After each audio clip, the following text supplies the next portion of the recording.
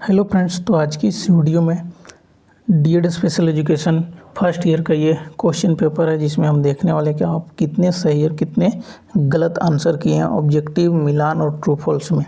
तो चलिए आज की इस वीडियो को शुरू करते हैं। D Ed special education first year का ये क्वेश्चन पेपर जो 45 मार्क्स का ये थियोरी पेपर है और ये पेपर 6 है, टीचिंग अप्रोचेज एंड स्ट्रेटजी।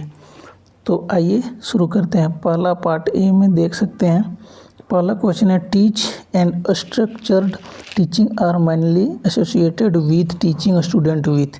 तो पहला क्वेश्चन है कि शिक्षण और संरचित शिक्षण मुख्य रूप से उन छात्रों को पढ़ाने में संबंधित है जिनके पास option number A is the right answer, autism spectrum disorder के बच्चों को टीच पढ़ाया जाता है।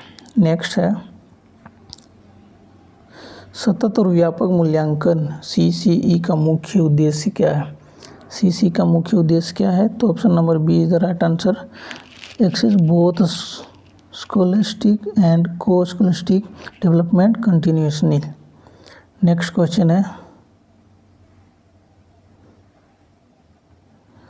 एक वैयक्तिक शैक्षिक कार्यक्रम यानी आईपी का मुख्य रूप से खाली स्थान के लिए बनाया जाता है।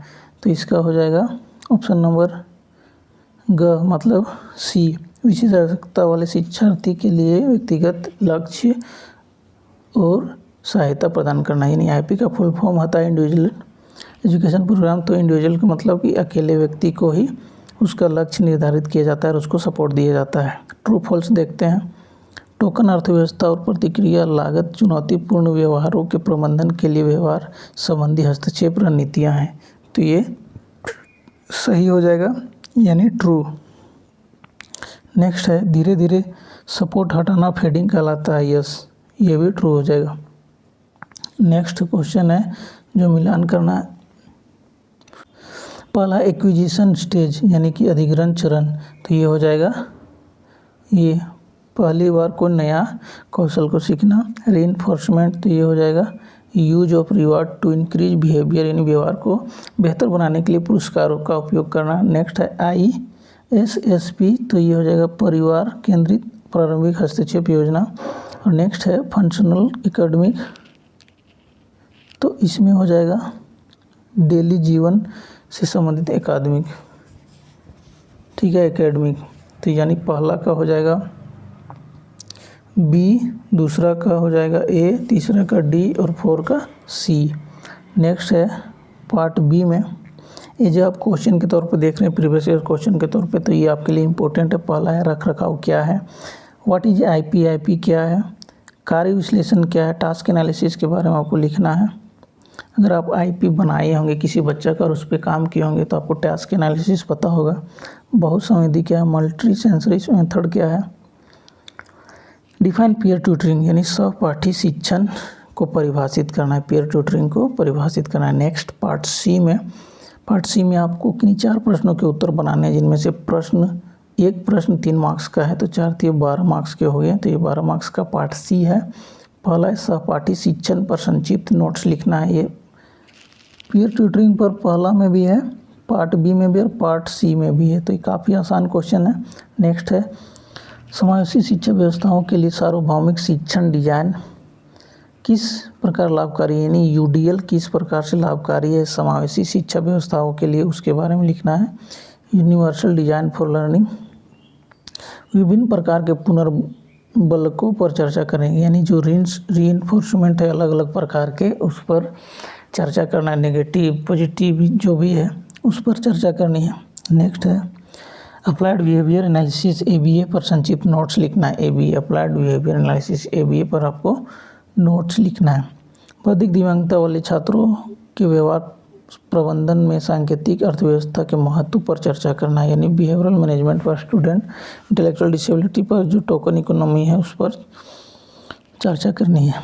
बौद्धिक दिव्यांगता वाले बच्चों को पढ़ाने में TLM के महत्व को समझा, यानी ID के बच्चों को हम TLM के माध्यम से कैसे पढ़ाएंगे और उसका महत्व क्या है, TLM का यूज क्या है, कैसे वर्क करता है, वो सब लिखना है।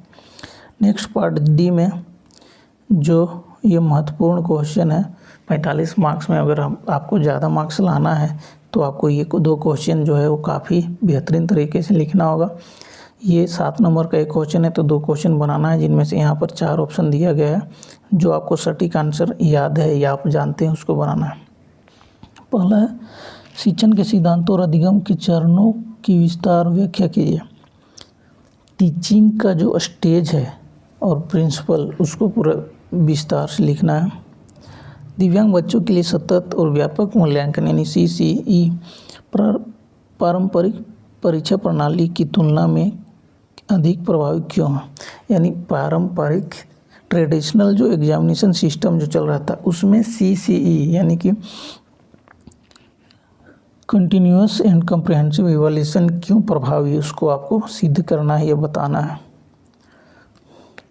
बौद्धिक दिव्यांगता वाले छात्रों को व्यक्तिगत और सामाजिक कौशल सिखाने के लिए उपयोग की जाने वाली विभिन्न रणनीतियों पर चर्चा करना है।